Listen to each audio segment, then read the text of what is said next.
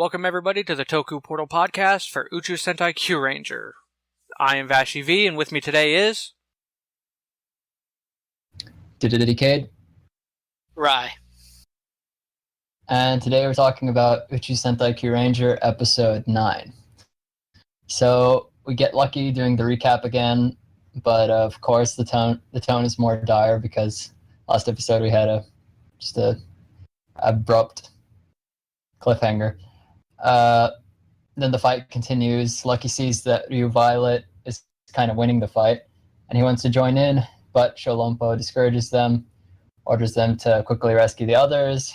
Ikagen recalls Sholompo being electrocuted by his own suit. So then Lucky escapes with the others in the Shishi Voyager, but Spada stays behind. And then we cut to Violet being shocked out of his transformation. Spada rushes to his aid, concluding that he has a time limit on his transformation, but the assassins take Spada hostage and escape. And then we get the opening. So, any thoughts on this opening scene? So when they escape and Lucky just summons his Voyager, which swoops down, it doesn't form around them. It kind of reminded me of Tokyuger when the trains always like rush by the Tokyugers, and then when it's gone, they're already on the train. It didn't even stop. It reminded me of that, except Spada didn't jump on this time, which I thought was interesting. That okay, so you can just avoid that. It doesn't automatically pick you up, which was, I thought, unless it does automatically pick you up, because he did kind of duck as if to avoid it. It's still kind of unclear. I did like the filming and CG with this, with it literally, like you said, like reminiscences of like Tokuger, of like the emergency exit, shit, gotta get out of here kind of thing. And with the way it seemed like Spada had left too, and then nope, oh, here he is. It was a nice touch. I did like you finally getting the explanation of what they were talking about with why, Violet, couldn't really hack it, as they say, for lack of a better term, as a KyuuRanger, because he has a time limit.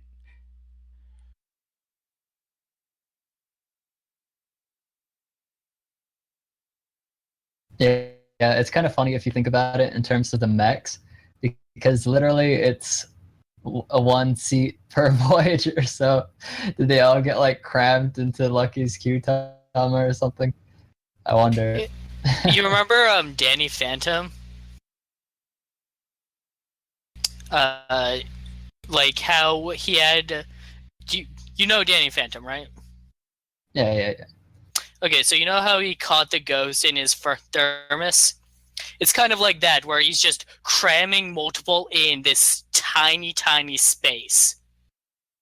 At least that's how I'm imagining it. It's as good as an explanation as any other. Probably going to be the best one we get.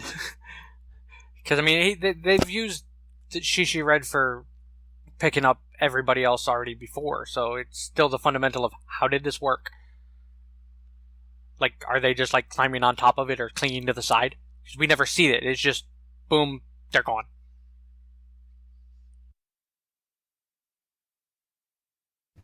Yeah. So then we cut to the Oriongo. Champ's team is given the news of what's happened. Then we get the title, Space 9, Burn Up, Dragon Master.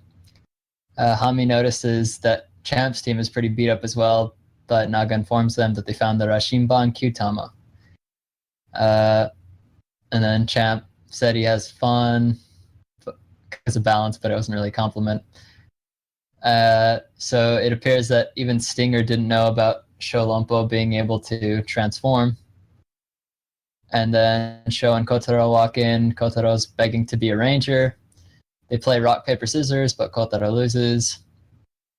Then Lucky asks Sholompo if he's a KyuuRanger. And then he tells them that he's not really a KyuuRanger. And then we'll get the explanation in a bit. But any thoughts on these interactions? So if you're confused about that rock paper scissors comment, while Kotaro is bugging Sholampo about being KyuuRanger, he literally told him, "If you can beat me in a game, I'll make you one." And then when Sholampo wins, tells him like, "Yeah, it's 100 years too soon for you to be challenging me." I love how he's just acting so casual about Kotaro even being there. Like he expressed shock at when Stinger first brought him on, and then later that episode he was like, "Hey Kotaro, hey kid, watch the ship while I go down there." Like, just the way Sholenpo is literally just not giving a shit about Kotaro being there is amazing. It's one of those with the way he's always seemed to know more than everybody else. It adds to that. Well, maybe he really will become a KyuuRanger, and this is all just part of Sholenpo's plan that he's got laid out that nobody ever knows, and he tries to say is just a fluke, and Naga calls him out on it. But yeah, it's just weird that the only thing that I felt weird was if you can beat me in rock paper scissors, and it's not best out of 3. It's no, you one chance. Nope, you lose. You're not a KyuuRanger.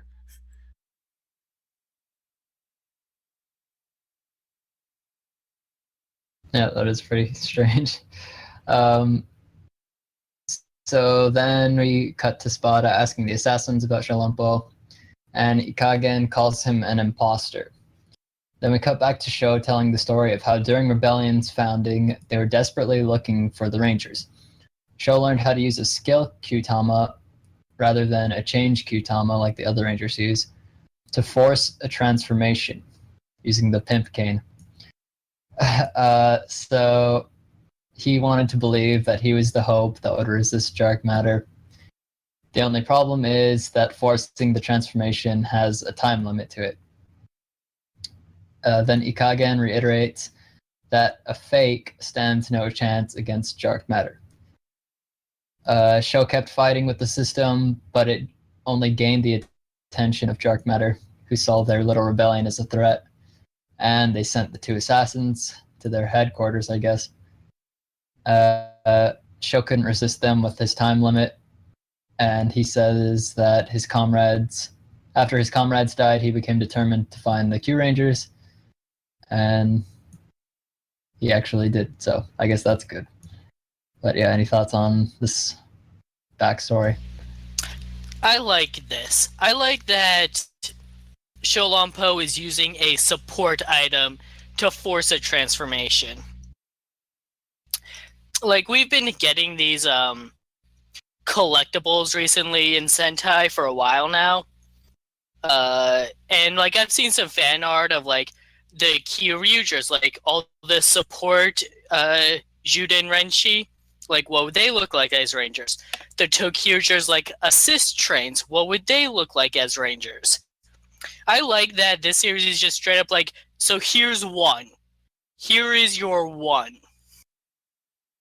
Like, I love that, and I love the flashbacks. We get a decent enough explanation of why he can't really fight to the extent of everyone else. Why, as put out, he will never beat the 2 assassins and all that.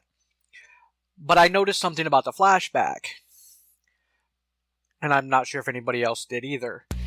That was What's the up? same hallway used in Deca Ranger when the bat-faced person showed up to attack.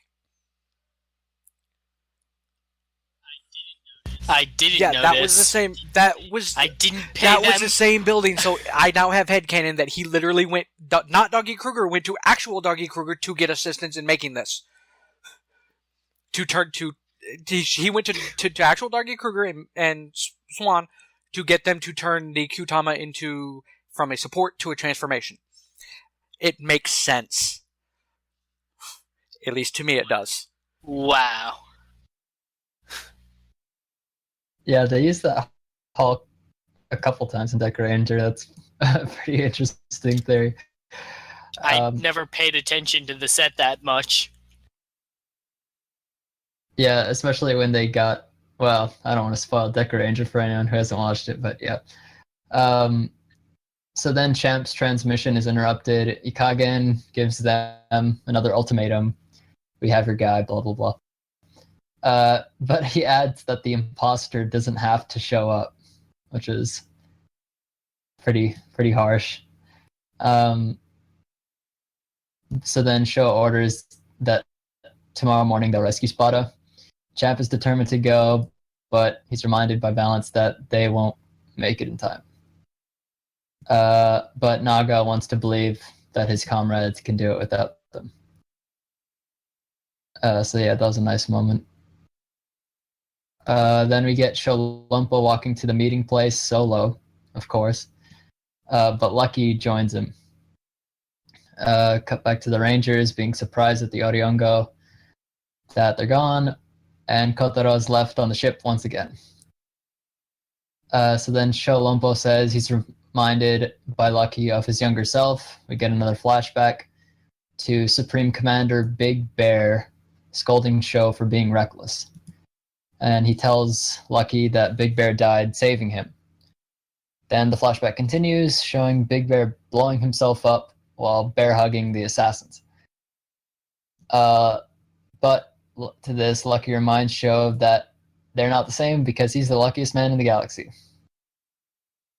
And then Sho suggests that they play rock, paper, scissors to decide if Lucky joins him or not. Sholumpo loses, but he knocks out Lucky with his clenched fist and says that he won't lose a single Ranger because Big Bear put all his hopes in them. So yeah, that was a pretty deep moment right there. Yeah, I've got a few things to talk about because we covered a lot of ground there. So first off, when everyone else notices that Lucky and Sholumpo already left, they're already dressed, which makes sense because they were all supposed to leave together. They're all like, all right, let's get ready to head out together at dawn. Kotaro comes in and he's like finishing up putting his vest on. So that implies that he was planning on leaving with them. At least to me. Because otherwise it doesn't make sense for him to be dressed. Also, this implies that he just has a room on the ship. We haven't seen much in terms of like bedrooms for them, besides Raptor when she was writing in her diary. So I guess there could be spare rooms. Second, Supreme Bear Commander blew himself up to blow up the assassins as well. And when the smoke clears, no one is standing there, yet we know the assassins survived because here they are. So that tells me that Big Bear might not be dead either. If there's one thing I've learned from watching anime, if you didn't see them die on camera, they aren't necessarily dead. And then thirdly, Sholumpo gut punches Lucky after the rock, paper, scissors.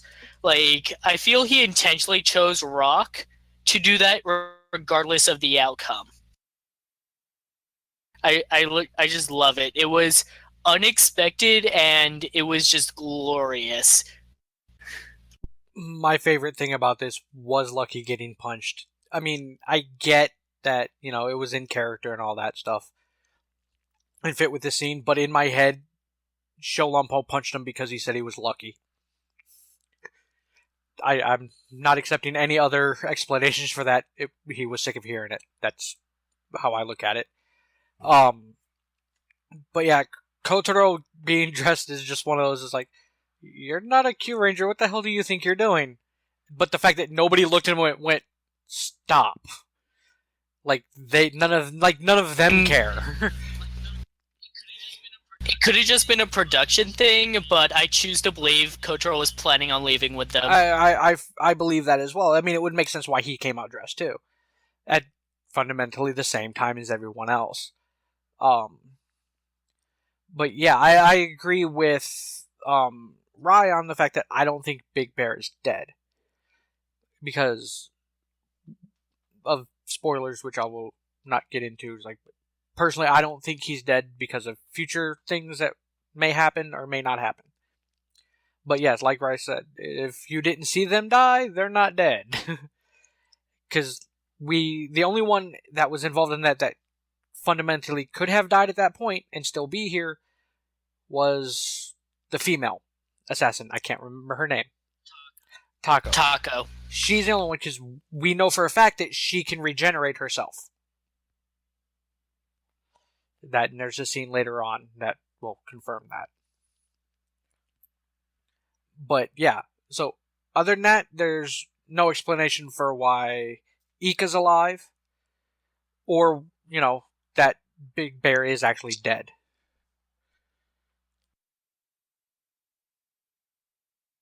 I think the reason Sholompo punched Lucky in the stomach was because he didn't want to lose rock, paper, scissors. He just got really mad and punched him.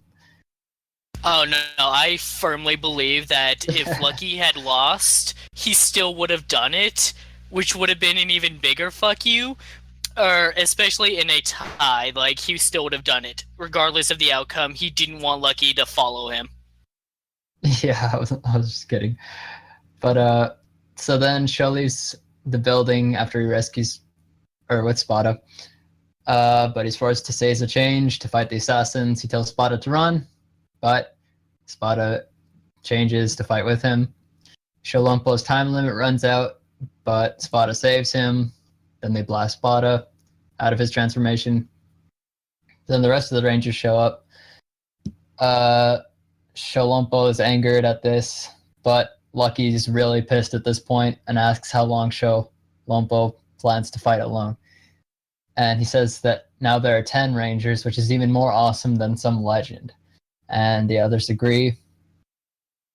And then all 9 of their Q-Tamas send, I guess, Q energy into the commander's Q-Tama, which turns the sky dark and summons a dragon, who asks Sholompo what he wants to do. He says that he wants to fight with the others. Then the dragon enters the Q-Tama, and it becomes a change Q-Tama. And then Sho transforms, and the others transform as well. So any thoughts on the scene? So earlier in the series, we saw Pegasus, a Q-Tama with sentience. And, we got a little scene of Sholompo talking to Pegasus originally to get him to join him. So, in all, it shouldn't be a surprise to see, like, a dragon that represents the dragon constellation for Sholompo's Q-Tama that exists. Despite this, it was super baffling to see them just summon a fucking dragon. Right? Dragon, rock the dragon, Dragon Ball Z. Oh wait, there were only 7 balls on that, not 9.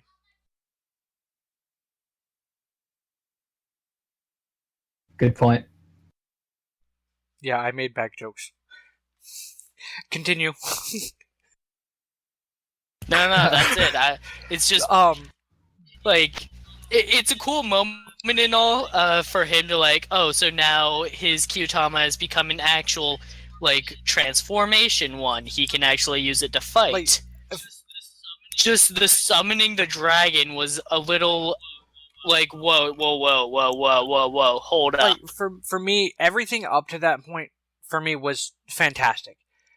While it's and quote unquote ex machina for an explanation of why it changes to a change Q-Tama, and to summon the dragon, all that. It's like, oh well, the 9 Q-Tamas accept you, so we're gonna give you the power. It fit for this series, which has been slightly spastic with certain things. So it didn't seem as the typical, okay, here we go, how's this gonna work? It felt legitimate. The summoning the dragon thing was a little odd. Especially when it literally just kind of just sat there talking. Like nothing else was around. It was just blink, dragon. Like, it was one of those, it seemed like nobody else that was there the bad guys, could see it. Did this whole alternate reality thing stop time just to prove a point? It was awkward to me. Other than that, the scene was fantastic. Yeah, and it turned the sky dark too. Some pretty weird space magic. That's just what happens when you summon the dragon. So then yeah, pretty much. So then we get the roll call, and Sholompo is Dragon Master, Ryu Commander. Then 2 governors appear out of nowhere, and then we get an insert song. The commander fights the 2 assassins while the rangers fight the governors. They beat the governors. Madako can't believe that Sholompo's time limit is gone. And then he finishes her off with the Drago Crush, which is the galaxy thing for his pimp cane and gun form, I guess. Ikagen calls the fight as the governors turn giant, and he retreats with a tentacle of Madako. So, yeah, it's probably not the last we've seen of her. Any thoughts on these fights and stuff? Oh, no, not really. For me, the main Rangers fights, they were not the highlight of the episode, obviously. So there wasn't a lot of focus on it. It was fairly standard, whoop their ass, use a Galaxy Crush, boom, let's move on. Actually, I did have an opinion, but you can finish yours first. The commander fighting, to me, it was what you would expect from the commander fighting. The lax, I've got this, and I have no worries, and you're just gonna get wrecked. Because that's literally what he did. Like, when it came down to the whole time limit thing, he stuck his cane on the ground and just kind of leaned on it. As if going, I've got a whole day. It was nice. It just like the confidence and stuff that seemed portrayed at that point. It was very reminiscent of Doggy Kruger. So, again, similarities. Yeah, this fight for him was very much like the 6 Rangers introduction battle, where they get the spotlight, they get to show off all their cool moves and stuff. It just made me realize something, because in the other room, we literally have 6 Rangers fighting together, and we don't really see much of how they are working together. It's kind of just a generic fight. And I get that the attention is on Ryu Commander at this point. It just kind of made me realize, like, one thing I wanted to see out of this particular series with all the different members was to see how they fight together in different combos. And so far, we're not really getting a whole lot of that, which is kind of disappointing.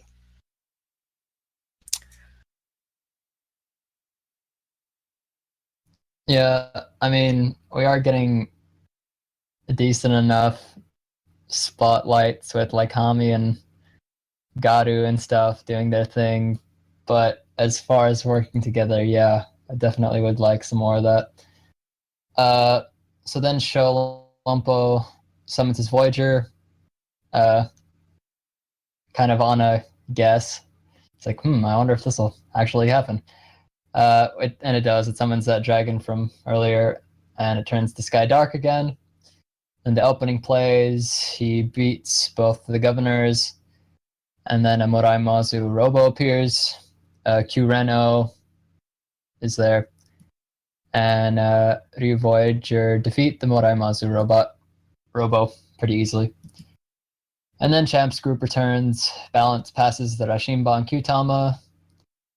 Sholompo announces that they're changing their name to Uchuu Sentai KyuuRanger. But Hami and Spada instantly reject it. And Kotaro's excited because he still wants to be a KyuuRanger, not a KyuuRanger.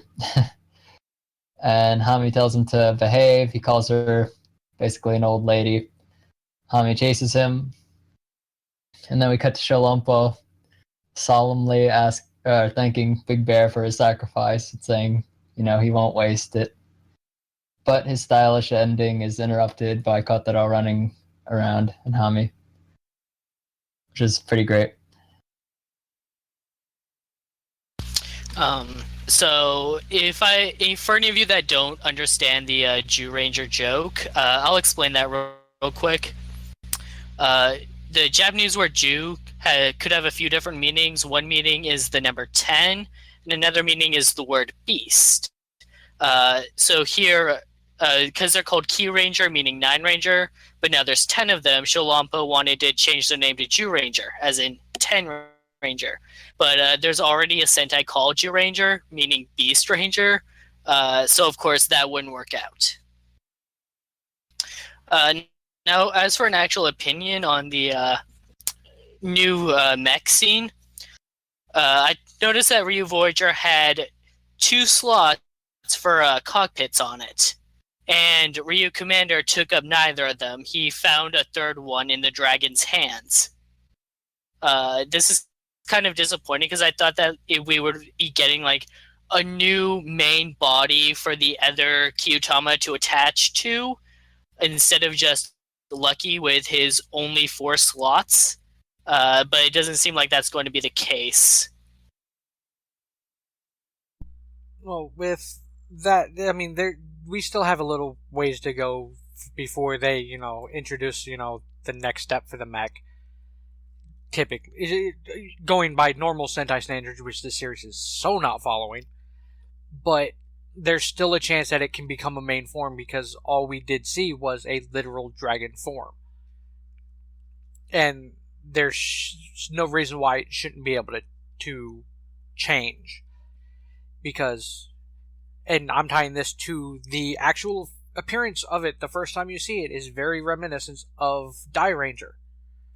With the red dragon showing up and, the flying in front of the moon. It's almost identical. And I get that, and that's actually what my problem is.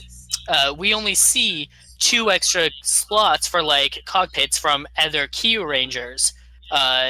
We don't see like room for 4 of them to get like, okay, 2 mech with all 10 of them together now.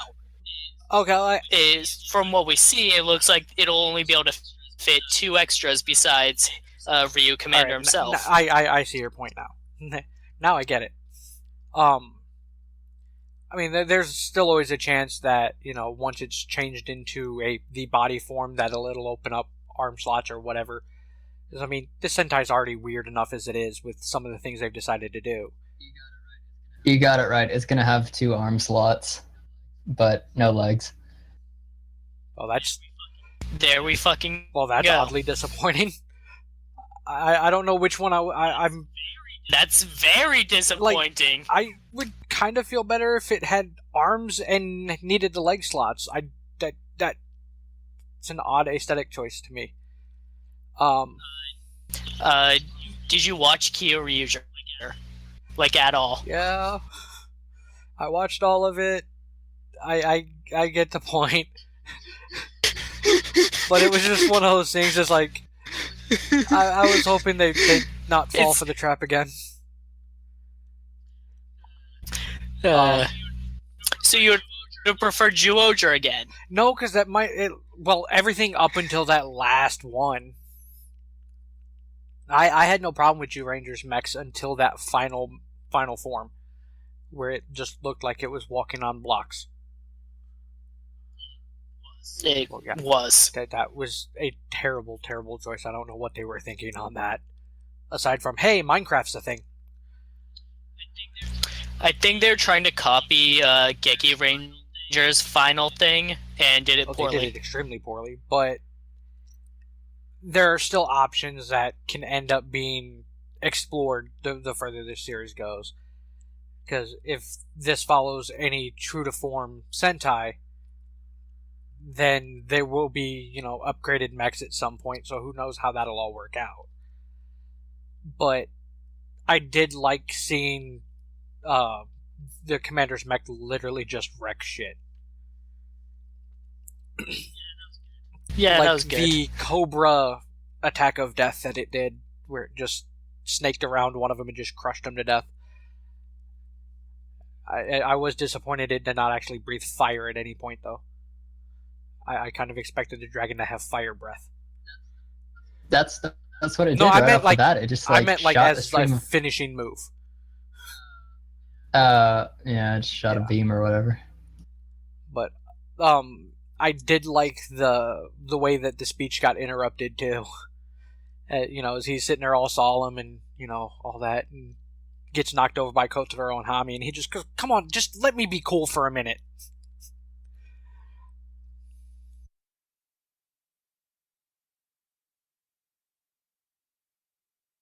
Yeah.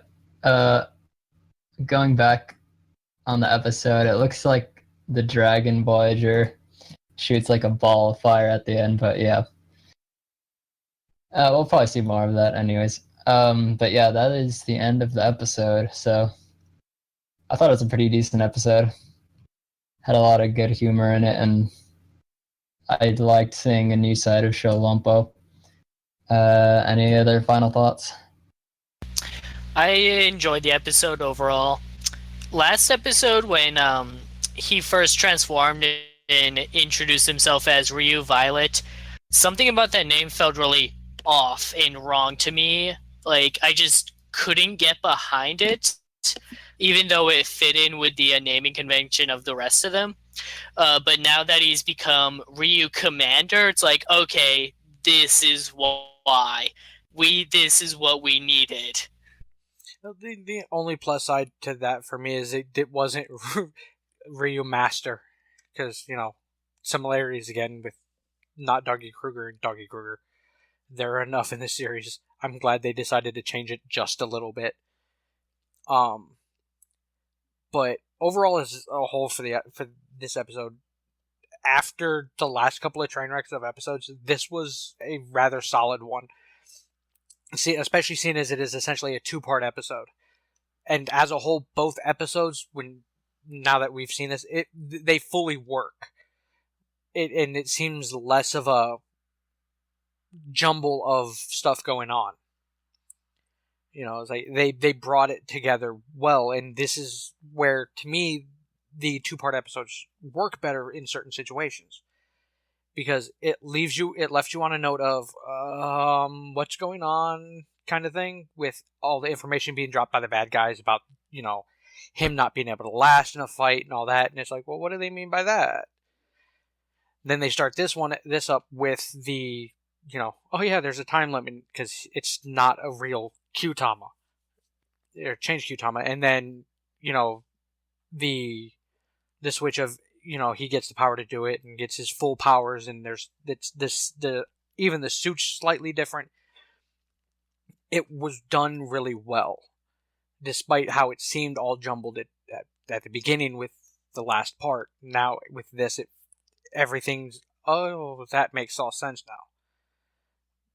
And honestly, I'm just happy that one of the good guys punched Lucky beyond that first episode, because that was kind of crap. I just liked Lucky getting just sucker punched out of nowhere.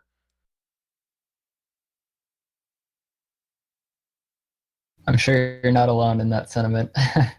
Well, thanks for listening, everyone, and we'll see you next week. See you next time. See you next time. Thanks for joining. And